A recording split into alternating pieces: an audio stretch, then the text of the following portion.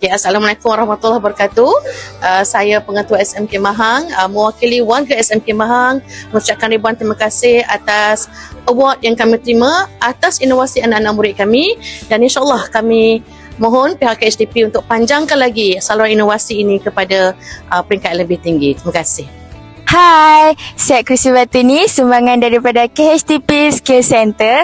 Hasil daripada kami dapat The Best School. Saya mewakili pihak sekolah ingin mengucapkan ribuan terima kasih kepada KHDP Skill Center kerana memberi ruang dan peluang kepada anak-anak sekolah menengah Datuk Syekh Ahmad untuk menunjukkan bakat potensi diri masing-masing dalam usaha membina karakter pelajar kami.